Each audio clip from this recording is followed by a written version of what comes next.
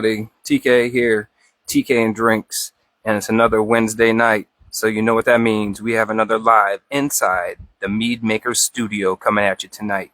And tonight is going to be a special one. I know they're all special. I hold a place in my heart for anybody who is willing to give me some of their time and energy to talk mead with me. But today we be joined by an up-and-coming, in the commercial world, up-and-coming legend. And in the homebrew world, this cat's been on there, this stuff for a hot minute. It's going to be Mr. John over there at Brewlihan. Looks like we got him popping in here. So let's go ahead and shoot him a request to join. Shoot the invite. So I'll let him introduce himself. Ooh. And accepting invites there. What's up, TK? What's going on, John? How are you doing tonight, brother? Good, man. How's the sound on your side? It's doing good. How's my sound on your end? Perfect. Excellent. Love to hear it. So, as I was just saying, you are my guest this evening, Mr. John Houlihan from Brewlihan Meadery there in Oakland Park, Florida. One of the newest commercial mead makers on the block, or commercial meaderies on the block, but no stranger to making mead by any stretch of the imagination. So why don't you go ahead and introduce yourself a little better than I have, and we'll go from there. TK, you did an awesome job, man. For those of you guys that are out there that don't know about us, my name's John, one half of a husband and wife duo that's supported by a whole bunch of awesome people in our community. We've been operational in Oakland Park since August 1st of 2022, so we're just about to have our 1-year birthday with respect to commercial production. Yeah. Our tasting room is open and operational 3 days a week, Friday, Saturday, Sunday. And we have been open in the tasting room since March of 23. Absolutely in love with all that we're doing, and I can't wait to talk with you this evening. Oh, awesome. The feelings are mutual, my friend. The feelings are mutual. So I guess let's go back to the beginning real quick. So, like you said, you've been open since March of this year, but you've been a home brewer for, from what I understand, well over 10 years. How did you get into making mead in the first place way back when? So, been making mead for probably 7 years now at this point, TK, but prior to that, I was brewing beer.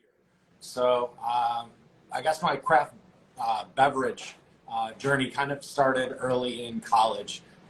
When I first made that transition from cheap college beer, Coors Light, whatever you want to call it, and finally had something that had a little bit of flavor, realized that beverages can really just kind of span a wide breadth of taste, flavor, and from there kind of fell in love with flavor in general, whether that was beer, high-end cooking, fine dining, cocktails, etc.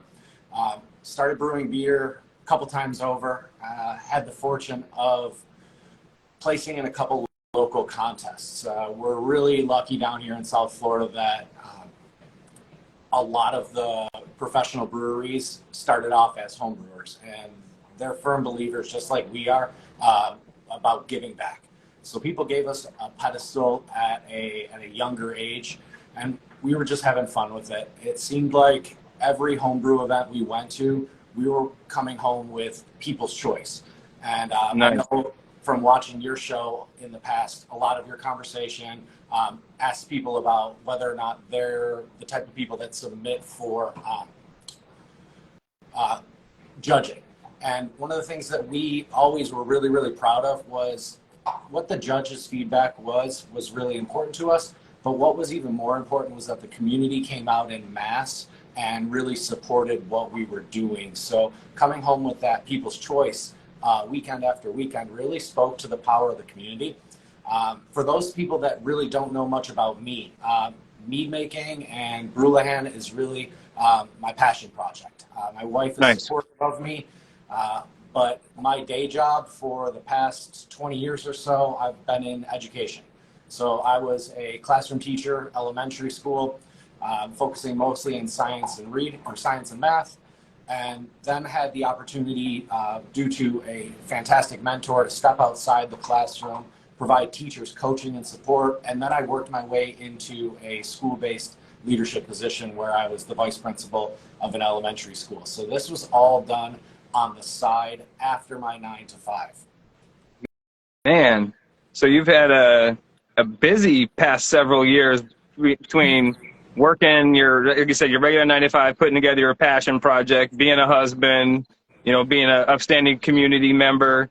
So you've been heavy into all this, like you said, at least in the meat aspect for the past 7 years, which is really inspiring to a lot of people, because to see somebody who can go from, you know, basically a home brewer to now one of the top-rated mead makers on Untapped is I think is a pretty quick progression that a lot of people probably didn't see coming, so to speak. There's definitely a lot of hard work behind it, and I appreciate people like you that acknowledge that. I think more important than me taking a lot of that and becoming somebody that I'm not is always recognizing the fact that this was never done in isolation. Even though a lot of people see me and my face as John of Brewlihan, there are a whole lot of people that I wouldn't be in this position. You know, I'm forever indebted to people like John Wakefield, who we won his homebrew event, and he called me up a couple weeks after and said, "Do you want to pour at Wakefest?" For people that don't know what Wakefest is, Wakefest to me is the premier U.S.-based beer festival.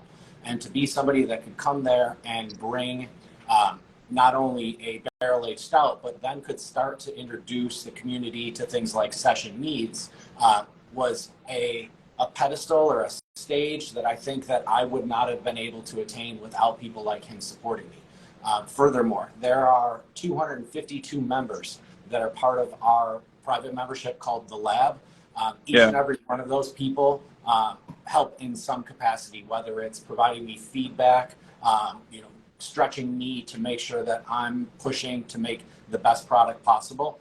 And then also, those people are really, really good at taking me, who is a perfectionist, and reminding me that they're enjoying the product. Because for every sip that somebody out there is enjoying, there has been lots of hours of me contemplating and swirling some liquid in a glass and saying, is this good enough for the people that follow our product? Yeah, and you definitely have some kick-ass club members, because I was fortunate enough to meet up with one of them, and he slid me a bottle of the vanilla Reckless Precision, which I have to say was very, very cool, Mr. Cody. That was awesome. Yeah. I cannot. TK, I want to take a second so that people can really understand kind of what had happened. So to give the audience a little bit of context behind how TK got this bottle, I promised him a bottle because I think that it's really important that if we're sitting down talking about the product that we make, that he's able to experience that. So I failed to send that bottle out because I got stuck in Denver due to some inclement weather traveling for my day job. I forgot. And last night, TK and I were talking through Instagram chat, and I realized that there was no way that he was going to get a bottle in time for the show.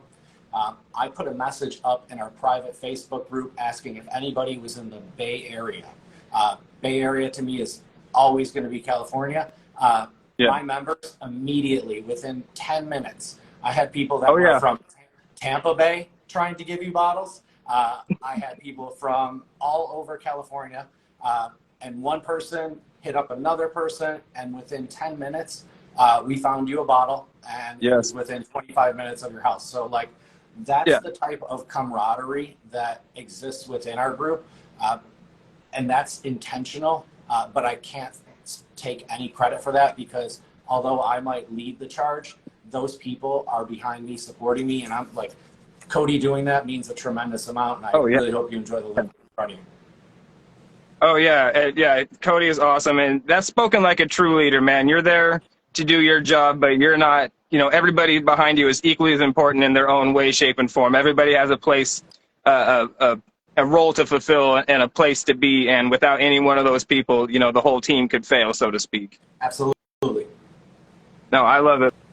Well, since we're talking about it, I say let's get into this. It's the Vanilla Reckless Precision. So this one is a remake of one that you did as a home brewer, if I'm understanding correctly.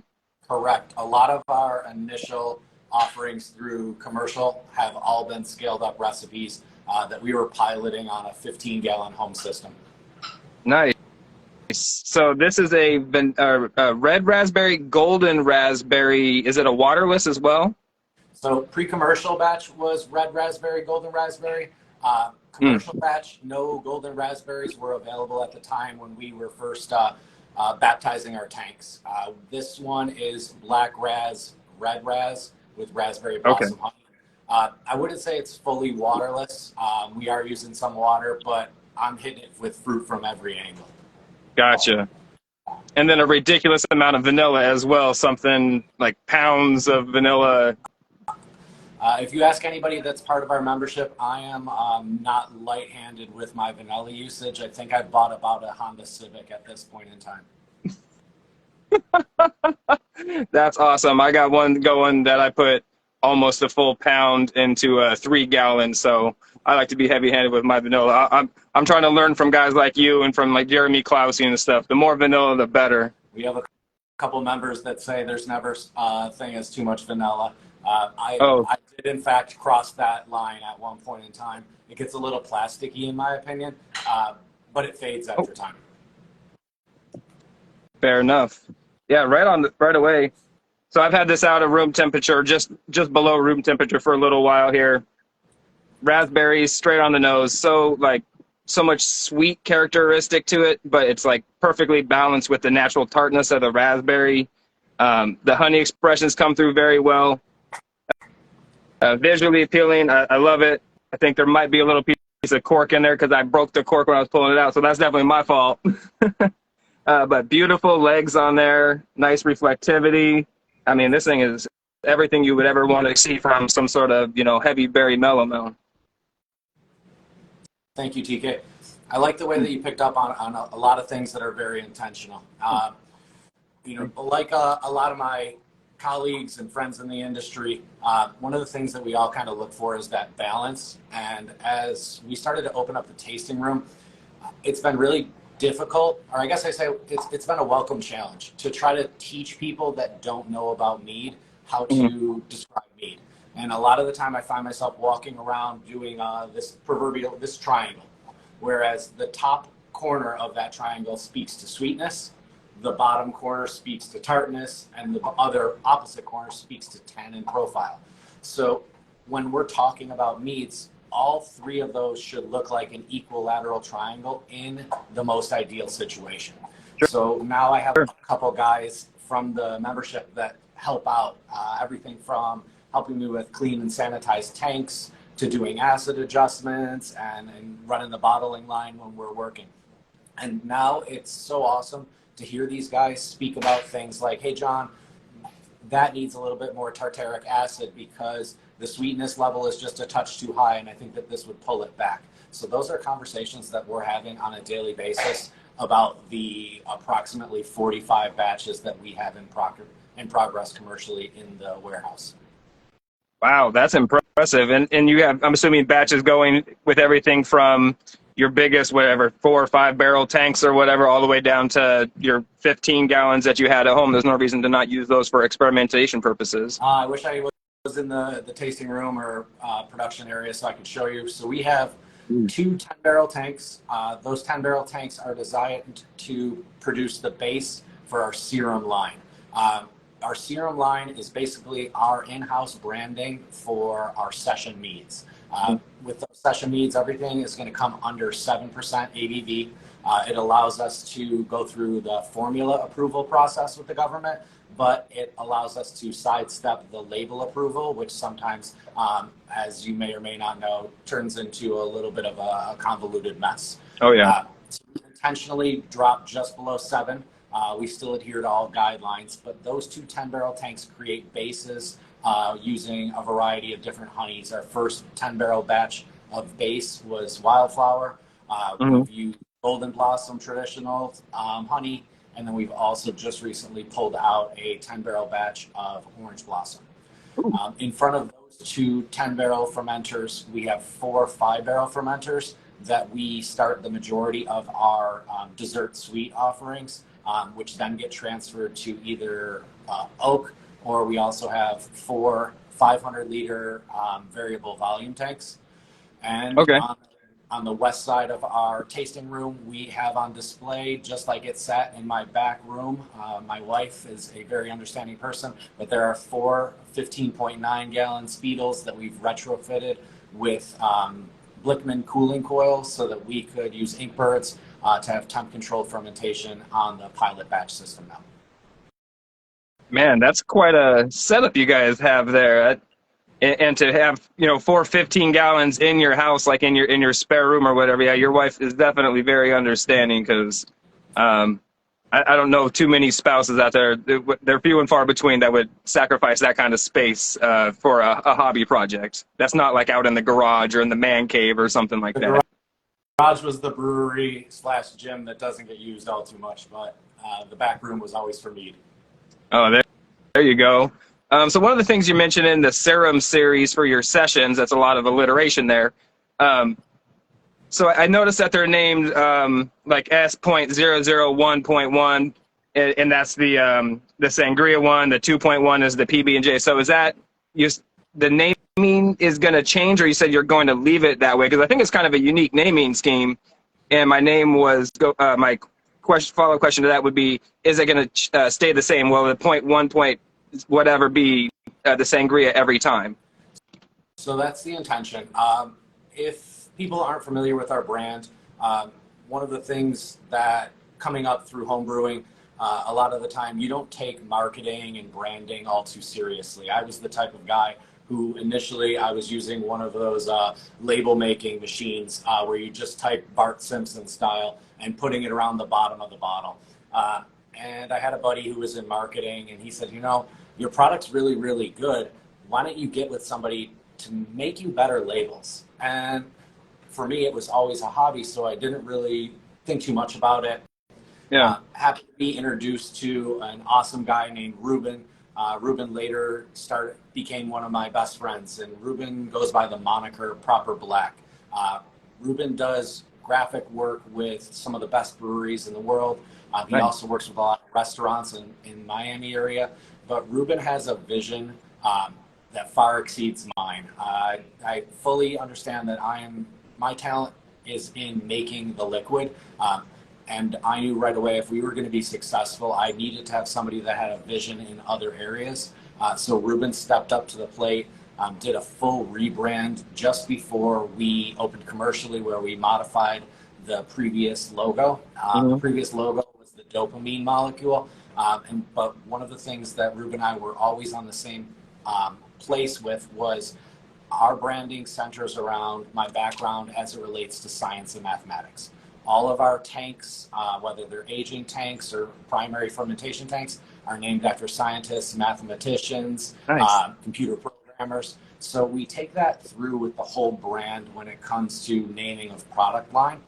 And when Ruben and I sat down to discuss in South Florida, how are we going to keep people in a tasting room serving mead that's 14% dessert sweet, and what we're known for on Untapped and within the mead guru community. And the short answer was, we're not. I can't sit there and serve you 12 ounces of dessert sweet mead and expect you to safely navigate your way home. So we started exploring, how do we translate and keep the same intensity of flavor, but back the ABV to about half, so that it's something that people can enjoy a 12-ounce pour of, or a variety of 5-ounce tasters within our tasting room. And we knew we had to go session-based, but I didn't want to name the product line Session. So Ruben sent me these little strips that he found on one of, through inspiration somewhere. And I know better than to argue with Ruben as it relates to branding. He goes, here's what we're going to do. The serum line is always going to start with an S. The number at the beginning is going to refer to the flavor combination. So S001 will always be sangria. That 0.1 was designed to be batch number. And just recently, Ruben and I had a conversation because the insert strips that you see on the can itself, they're relatively small. And one of the things that we've seen consumers have just a little bit of an issue with is they walk up to a fully stocked to-go can cooler and every single can wrap looks the exact same, with the sole exception of that little vertical strip. And although I have great vision when I have my contact lenses in, I could see people getting lost as they walked up to that cooler and they're like, where do I find this one? So we decided to forego that point number system for batches. And the other reason is I really didn't want to encourage people to do a vertical of something like our cucumber lime by trying to collect 4 different batches. Right now, we're canning in-house using a crowler machine. Everything is hand canned, hand spun. Big shout out to the guys that show up when we need to do runs of like 600 when we release 4 new brands. Those guys are the MVP of helping me get product out. Yeah, no kidding, brother. Holy cow, 600 crowlers by hand. That's intense. We have it down to a science at this point in time. It takes about 4 guys. We're really, really blessed. There's a guy named Jeff, and Jeff's background is Jeff is wizard. No, Jeff is a wizard though. He comes in and he is a problem solver. Jeff has looked at everything in our process and really helps us to identify where we're being wasteful with respect to time or resources. And I can say that he is the type A type of person who comes in there and says, "Why are you doing it this way?" And my initial response was, "I don't know any other way." But together we've really kind of communicated, and what it took us was about a can a minute at first. Now with 4 guys, they're fully put away. Everything's labeled, rinsed, packaged, put away, and we can do about 604 hours. We're flying. That's nice. That's some serious like Six Sigma lean manufacturing type of process flow improvement. I'm here for all of that. I have a background in manufacturing, so anytime we can streamline a process, I'm here for it. Absolutely.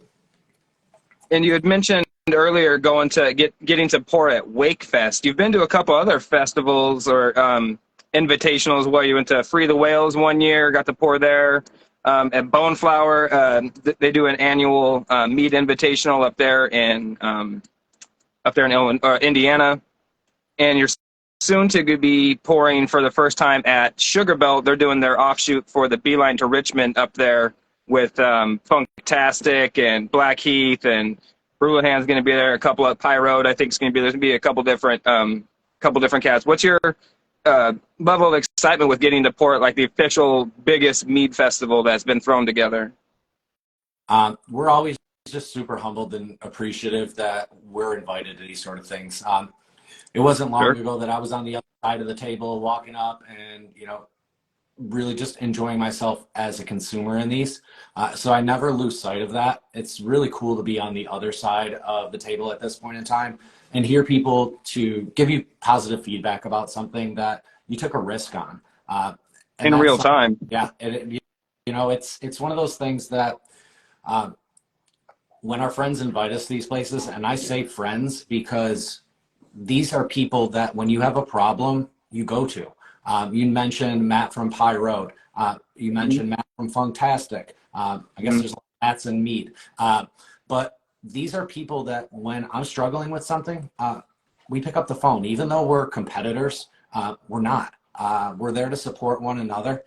We're not fighting over sales with one another. I want every single one of the people that have taken that same risk that I have to have a positive experience because we know how difficult this industry is. So finding that support within the community is really important. And whenever I have the opportunity to travel to those sort of festivals, I joke with my colleagues because I say, it's almost like therapy because sometimes as the only meadery in Broward and Palm Beach County, I can't just pick up the phone and go to one of the local breweries with some of the issues that we face. Now, don't get me wrong, the local breweries have been super supportive of us. We bring our kegs every other week to Three Sons because we don't have a keg washing machine. And these are the type of people that if they weren't opening their doors and giving us the opportunity to take care of business within their business, we wouldn't be able to do what we do. So I think it's just, we all stand on one another's shoulders in this industry and realize that for as big as sometimes we think it is, we're really just a microcosm of all that's going on within the craft world. Right, and goes back to what you were saying earlier, you have that strong community presence. Everybody works together to build each other up. And that Tampa area, in my opinion, is probably one of the strongest, in the top three strongest craft alcohol communities. There's so many good places there that make so many different great products across a breadth of styles and different varieties and everything. It's really cool and awesome to hear that everybody there is as awesome as I would hope they would be, because a lot of times you hear stories about certain people and stuff like not being awesome and being, not living up to the expectations. So it's really cool to hear that you guys have that going on down there. One of the things I also did want to touch on is some of the names of your guys' meads that you're doing there. You guys have some really cool mead names, like Plot and Scheme for a Nutter Butter Banana Mead. How'd you come up with that one? Ooh, TK, you did your homework, buddy. A little bit. Plot and Scheme was actually a barrel-aged stout. That was Nutter Butters and banana in a bourbon barrel-aged mead, or I'm sorry, bourbon barrel-aged stout. So that was still we were home brewing. That one was a fun one to play with. Maybe someday. I don't know. I'm not a chocolate and mead guy. No, me neither. I know that some of the other incredible mead makers that I know have utilized chocolate, cacao successfully. Same thing with coffee. And I see one of our mutual buddies, Matt, just hopped on. I know he makes a coffee mead. Those are two aspects right now that I wouldn't say I'm scared of them. I'm saying I would tread lightly if I was ever to dip my toe into that area. Gotcha. And since Matt did pop on here, let's go ahead and circle back around real quick, as the Sugar Belt Mead Festival, Beeline to Richmond, is coming up here in October. GA tickets are $50 after 3 hours for unlimited pours. You got VIP tickets are $75, comes with some swag. You get an extra hour on the floor to experience Brewlihan, Funktastic, all the other meaderies. And hopefully TK and Drinks will be there as well. So appreciate Matt and the guys up there at The Answer for throwing that together. I think that's going to be a hell of a time. I'm excited to see the traveling festival, get some steam under it. Yeah, I'm very excited too. We're really fortunate just to be invited. It's a hell of a lineup, and I know it's going to be really well organized. Yeah. So I know everyone that I talked to from down in Florida, Matt from Pi and I were talking just probably 2 hours ago about what we're going to bring. So we're having a little internal competition. We'll see. Hey, I gotta love it. Friendly competition bodes really well for the people who are going to be there attending these events. Well, Matt Fantastic sets a high bar. He's a tough cookie. Oh, he's gonna, and of course he's gonna be bringing something crazy. Probably that 15-liter Nebuchadnezzar he has, or some crazy another birthday cake mead or something. He always does something random, and I'm here for it. He needs a wagon if he wants to bring another 15. That thing, I poured a 12 at Free the Whales in Miami, and my shoulders were sore for 2 days. So I don't know what he did. Oh, right. Matt's meads will be stupidly balanced. I'm assuming he means Matt from Pybro. I love how those guys rib each other. That shit cracks me up. One of the other ones you had that I saw that you did pre-commercial was a statement, kind of a nod to the statement called The Hypothesis. Is that one that you're looking forward to bringing back for a commercial run? Yeah, that's it's already in a couple barrels. So. Oh, nice. Anytime anyone in this industry can give a tip of their cap to Ken Schramm, I think it's important. So I feel like we're talking about Matt from Funktastic a lot, but I got to give credit where credit's due. My wife and I traveled up to the Ferndale area, and just before we were launching commercially, I want to say permits were approved, construction was in process, and I said, let's get away before we're chained to this place for an extended period of time and we're not able to go anywhere. So she had a work function in that area, and I wrote an email quick just to Schramm's store and said, I think it was just at the end of COVID, and I was like, hey, can I come and meet you guys and just express my gratitude because I bought your book and now here I am opening up a commercial place in Fort Lauderdale. And I was very politely told by somebody on his staff, no. It was better worded than that, but they basically just kind of said, go away. Right. And when I told Matt Carroll, he goes, oh, I have a buddy that's mutual friends with him. give me 10 minutes. So Matt made some calls and he goes, okay, you're going to meet him on his farm at his orchard tomorrow at 11 o'clock. I was like, holy shit, are you serious? Yo. So I tried my best to try to not be like a fanboy, but I walked around his orchard with him. We were scheduled for an hour. I think we were out there about 95 minutes or so. I was able to hand him a couple bottles, and for the most part, that entire course of 90 minutes, we didn't talk production, we didn't talk yeast, we didn't talk staggered nutrient, no process. It was, tell me a story of what inspires you, tell me about mistakes you've made, what would you do different, those sort of things. And he was super candid with me, shared a lot of really great stories. And it was just super inspiring to see somebody that I put on such a pedestal just carve out a little bit of time for somebody, because I know how busy I am now, and I try to pay that forward, because we get emails once every couple weeks. Hey, I want to open up. What's your advice? And I tell them, don't do it. No. No, I try to just pay that forward. So to go back to your question about hypothesis, the statement was one of the first meads that I actually had the opportunity to try in a Wakefield line. And it was something that I never experienced that depth of flavor before. And I remember my wife was next to me and she goes, what is this? You're going to learn how to make this. And any husband who has an ounce of intelligence, when their wife says you're going to do something, you make it a priority. So I made it a priority. And from there, my first batches were downright awful, thanks to my friends that were honest enough to sit there and tell me that things didn't taste good. But once we started to figure out process and what was the difference between making beer and making mead, and learning to treat the yeast appropriately, I had a far better outcome. So I always knew I wanted to do something that was modeled after the statement. And I think the hypothesis really kind of aligned super well with our scientific theme, with bottling, etc., and my background as a former science teacher. It's Balaton cherry. The pre-commercial batch that we did was actually split two different ways. It was a collaboration with Three Sons. We used Balaton cherry, meadow foam, and Tahitian vanilla. We also did a variant of it, and we called it the Lumberjack variant. For those people that are familiar, Three Sons hosts a Lumberjack Day. It's one of their member bottles, and it's coming up, I want to say, September, October, hosting it down here in Dania Beach, Florida. We put a barrel-aged maple syrup in the mix with that original hypothesis to create the Lumberjack version. As of right now, 2 barrels and a 30-gallon HDPE fermenter full of the base. When I scaled this one up, I was utilizing a step feed method, and we actually had some additional fruit that was added just prior to transferring, which I thought had fully fermented out, and I was mistaken. As it transferred into barrels, one of which was a Knob Creek 18-year, and the other one was a second use Sauterne barrel.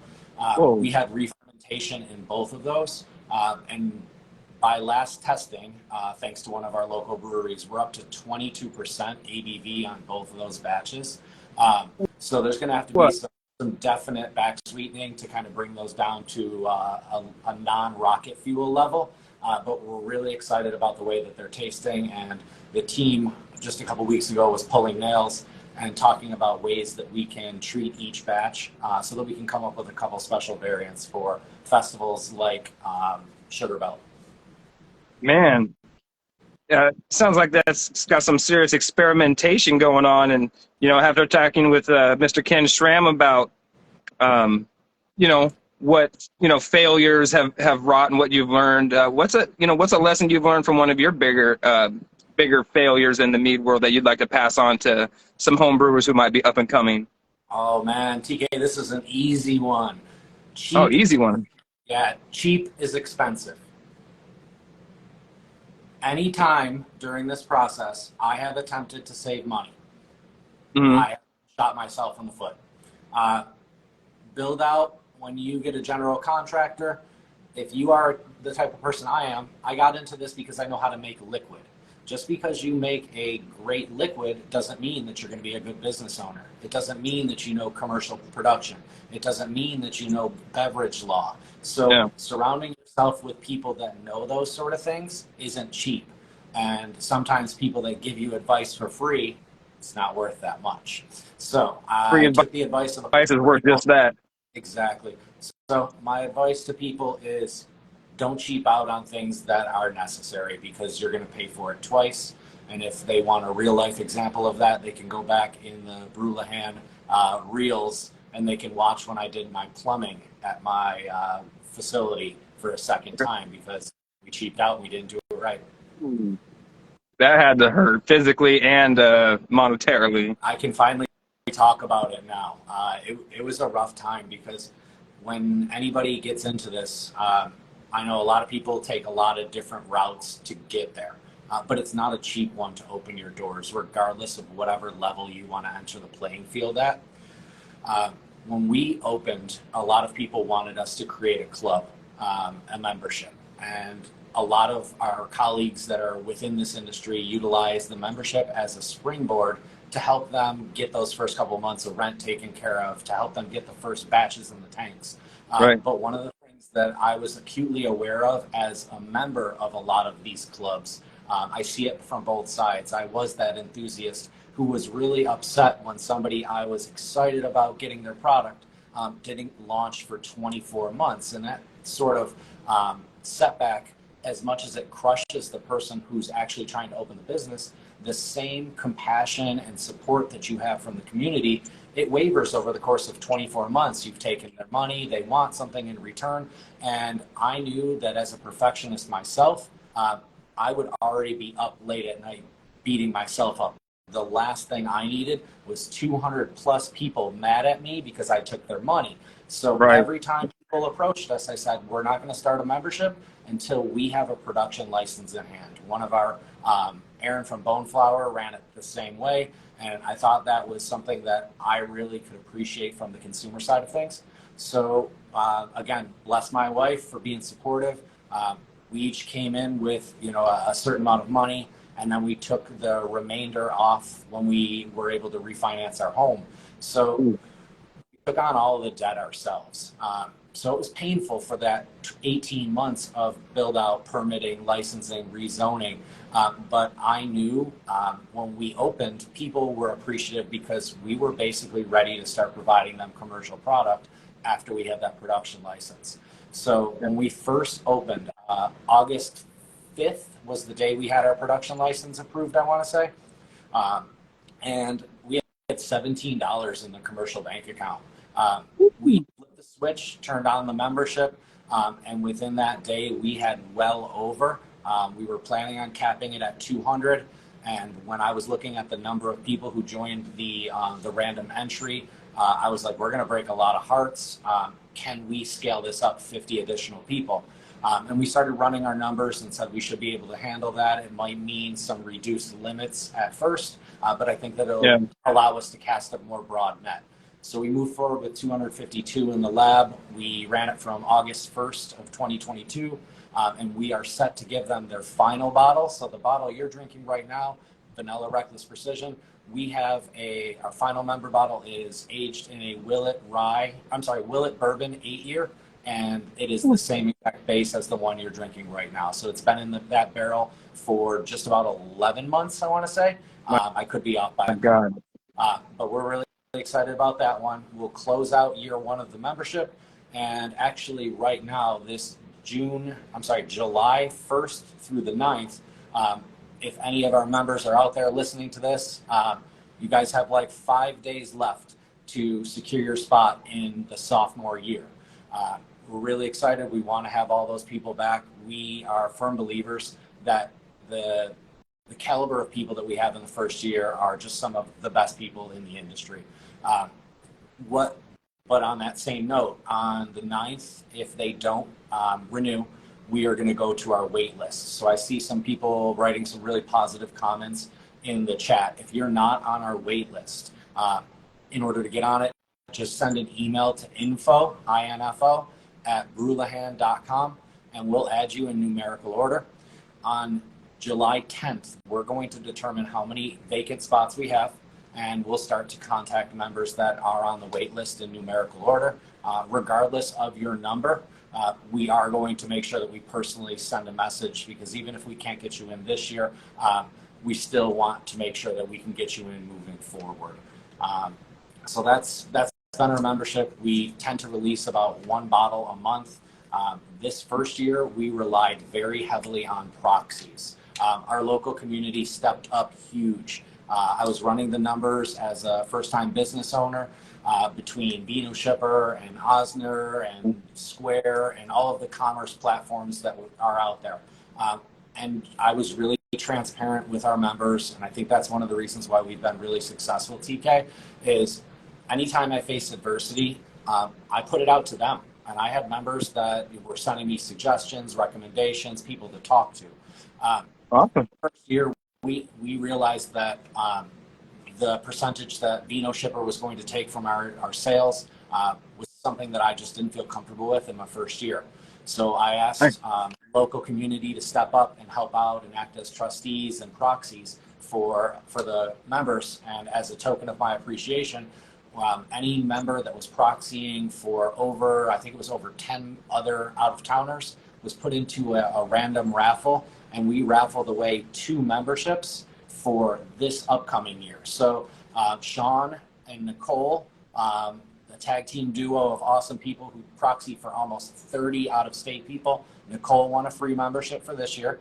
And then we also have a guy named Mark who proxies for about 10 others, and he won a free membership for this year. So any way that we can kind of give back to our members that allow us to do what we do, we realize that we're not much without their support. So we always try to give back whenever possible. Cheers to the lab technicians, man. Good people. And for anybody who's on the fence out there, and I see a couple of people already asking to move to the front of the line in the chat. You I'm guys sure. got it. Sure, yeah. This assistant principal is very fair. Anybody who wants to know what's in it, the details are also on our website. I made sure that my wife updated it today so that if anybody hops over there. But on that same level of gratitude and appreciation, TK, I want to take just a hot second to talk about a fundraiser that the community just did that I'm really proud of. I know you're more active on Instagram than you are on Facebook, but quick little plug for all of the people that are in the Brewlihan for Trade or ISO group on Facebook.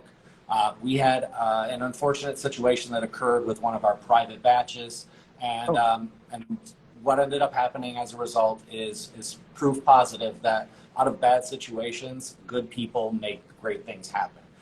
So over the course of the last month or so, there was a fundraiser that was designed to make some people whole again after a dishonest person did some dishonest things. In the long, the short of it, and the thing that I want to spend the most time talking about is the fact that members from our group, members from within the craft community started to put up bottles for a charity donation. And that charity donation was initially designed to make about 20 people whole again after a $4,000 loss. Within the first 3 hours, it was already at $3,000. And within the first 2 days, it had already surpassed the goal of $4,600. And I told them, turn it off, turn it off, turn it off. We're good. And they said, no, we're going to keep it going until we're happy. Let's take the remaining balance and donate it to charity. So at the conclusion of the window, the account had just over 10,000, I want to say 10,600 in the matter of a week, just from craft enthusiasts recognizing that some people went through something bad and they're going to do something good. So I was all set to donate to some local elementary schools and some other organizations the additional 6,300 that we were over, when I was approached by somebody who kind of helped to quarterback the process. And he said, you know what, John, 6,300 is a pretty great number to donate. He goes, but I bet you we could do better. And he came to me with a suggestion, and we're going to start a batch that is designed to utilize that 6,300. We're going to use all golden raspberries. We're going to use raspberry blossom honey, and we're going to use some a copious amount of vanilla as on brand with us. And we're going to call that batch the Golden Rule. And the Golden Rule is do unto others as you would have done unto you. So rather than donate 6,300, when that batch is done, we're going to sell the entire batch for charity. And our goal is to turn that 6,000 into over 15,000 and make a huge tidal wave of impact within our community, within some schools that need resources to help teachers and students, because that's where it all starts. Dude, that's awesome. I love anytime somebody has the foresight to see something. It's like, hey, we have this really great thing, but we could take it, put a little bit of time and energy into it and make it to something, you know, exponentially greater than what it is. And that's awesome that you guys are going to do that. It sounds amazing. Anybody out there, if you're not, for whatever reason, already following Brewlihan, definitely go give them a follow and stay up to date on following that process, because when those bottles go live, that's going to be absolute mayhem trying to get those. I'm imagining a lot of people are going to really find generosity on the day that those come out, and probably get some really high donations for those. I'm super excited, and I appreciate you providing me this platform to have conversations like that and brag about the people that are helping us to make a difference. Well, I know you guys have done some donating and stuff to other organizations. You mentioned school. I know you guys have donated to like some school lunch programs and stuff in the past. So again, it just, as I was saying earlier, it speaks to your guys' heart as wanting to be real foundational blocks in your community. You know, you want to be the pillar that other people in their community can come to and stand on and try to be better members themselves. Well said. That's 100% our goal.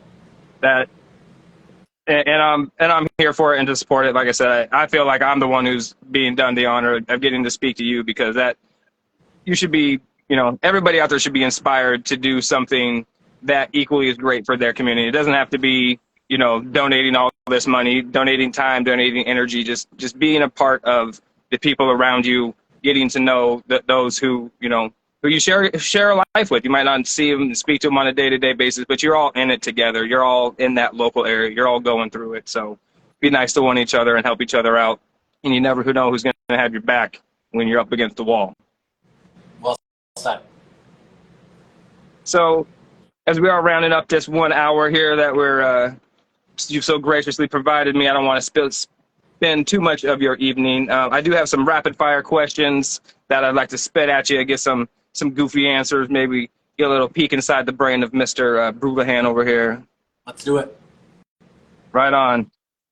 So, what's the first thing you think about in the morning when you get up? I'm a big coffee guy, but I roll over and I gotta say, I look at my wife and I think I outkicked my coverage. My wife I don't know how I got so lucky. I deal with that on a daily basis too, my man. Hot or cold? I'm from Buffalo originally, but I moved to Florida because that cold weather. I'll take hot any day. Toilet paper hang over the front or drip over the back? This isn't even a question, TK. It goes over. Anyone who puts it the opposite way is wrong. Favorite breakfast cereal? I'm like one of those. I'm a sugary cereal guy. But I can't have it in the house because I have what I've affectionately coined dumb dog disease. I can't stop eating. Whatever's on my plate, I blame it on my parents. As a kid, I needed to eat and clear my plate before I could go back outside and play. So I know nothing about portion control. So an open box of cereal is very soon turned into an empty box of cereal. I would say something along the lines of like, I really like the cinnamon Chex, something that has a little bit more structure and body and doesn't turn into like a soggy pool of mess like maybe like Fruity Pebbles might. Gotcha. Yeah. Oh, see, that's me. I love that Fruity Pebble. It turns into sludge after about 6 seconds. It's like drinking a slurry. What was the first car you ever had? 1991 Chevy Camaro, red exterior, all red interior, red rims. I bought it off like an 80-year-old lady that only drove it to church too, so she was cool as shit, I guess. But yeah, that was my first car, and we ended up going red undercar neon because that was Fast and Furious days, and red dice in the mirror. And now I look at it, and it was probably a little bit much for 16-year-old John. Probably a little bit much. That's hilarious. T-tops, rag top, hard top? T-top. Of course it's the T-tops, man. You got to have T-tops if you're riding a Camaro. You did mention earlier that you're a fan of exquisite foods. What's your favorite thing to cook? Ooh, I think that, you know, there's a meme out there that talks about what a middle-aged white guy has to do in terms of hobbies. And it's you either get into craft beer or smoking meats. And I'm into all of those things. So I would say my favorite thing to do when time permits is to fire up the Weber Smoky Mountain. I have a 22-inch version, throw a couple racks of ribs on there, do a pork butt. I had a member, Lenny, shout out Lenny. On Sundays, our members come in, and once in a while, we'll have some drinks together and hang out as a group, informally. And Lenny said, hey, I'm bringing a brisket 2 Sundays ago. Man, if anybody needs brisket tips, you got to hit up Lenny because he is far better than I am at brisket. But I'm a ribs guy. And then I think if I can't do that and I don't have 6 hours to sit by the smoker and hang out and relax, my second favorite thing to cook would definitely be steak.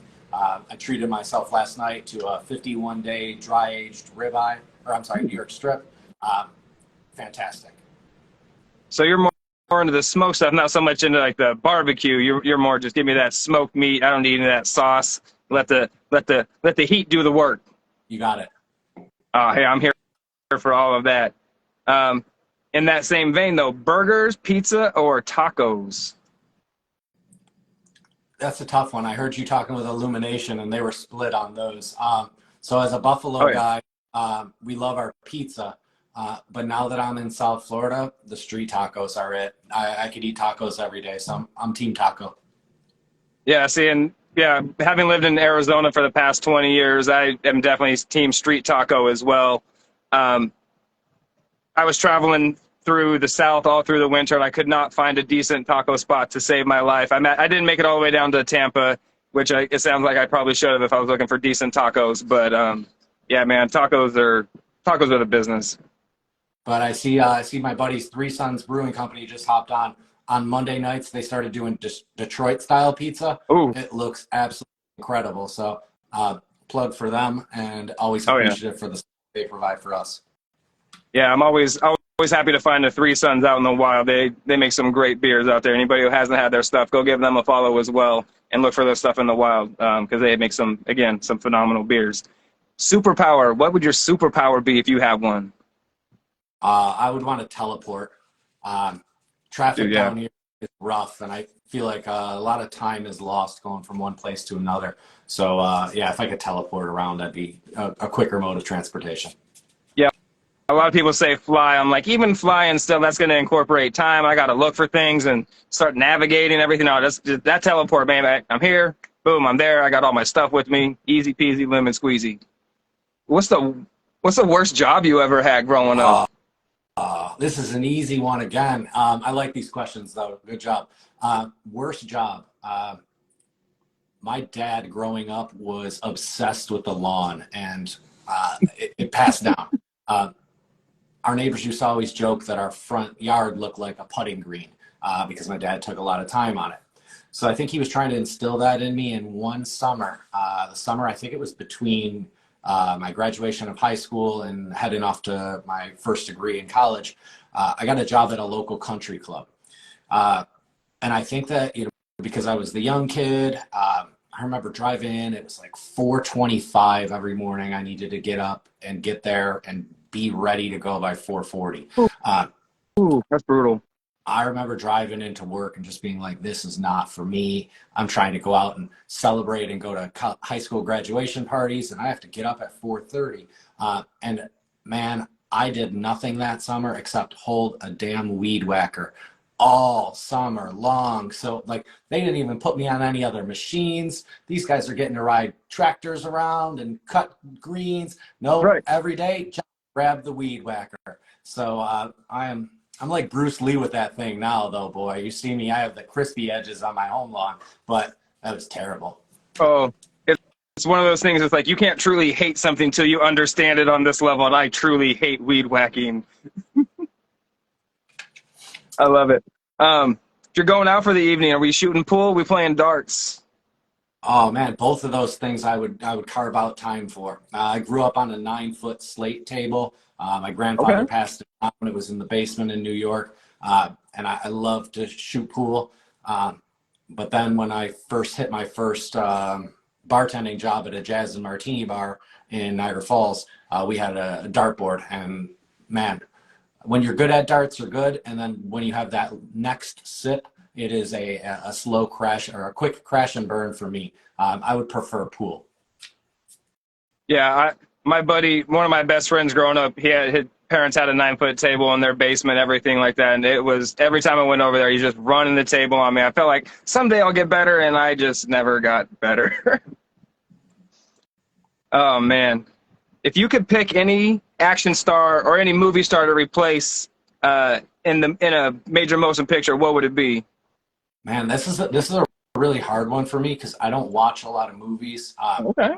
I think always on the go, and I can't sit down long enough. And then I'll openly admit I'm absolutely addicted to the phone. So if you're the type of person who sits down with a movie or sits down and we're watching a movie, within 10 minutes I am pulling my phone out just because I'm checking one of those alerts or I get an email. So it's tough for me. But I would like to think that I could replace one of, I don't know, the heartthrobs in one of the movies. I don't know, but now that I'm making meat all the time, I don't have time for the gym anymore. So I might have to be like a little fluffier version of one of the heartthrobs, maybe. Fair enough. A favorite or most memorable Halloween costume you ever had? That's a tough one too. My wife is huge on Halloween. She did Pocahontas one year. And like I said, I outkicked my coverage with Stacy. She is not only gorgeous, but she's super intelligent. She's from Trinidad. She's there with her parents right now. So I am doing the bachelor thing and taking care of the cat and the dog. Nice. Most memorable situation was she dressed up as Pocahontas, and I just tried to stay out of the way. I think I dressed up as like a prisoner or something. It was not on brand. I could not do John Smith. Fair enough, my man. Well, on that note, I will let you go take care of the cat and the dog and do on to your bachelor things for the evening. I appreciate you so much, John, for your time today. It's an absolute pleasure talking to you. And thank you for sharing that information with everybody out there. I'm sure everybody was, loves to hear what you have to say. Nobody's here to see me. Everybody's here to see you. No, appreciate the platform, TK. I like what you're doing. Keep your nose to the grindstone. Keep doing it. You've had awesome guests, and every time you broadcast, I always try to at least pop in and listen to what people are saying and show some love to them. So if anybody has any questions or needs anything, we actively monitor DMs. Like I said already, if you need anything, info@Brewlihan. We do private events at the tasting room, and we would love to have you on our wait list or in our membership next year. Thank you so much, TK. Have an awesome night. No problem. You as well, my man.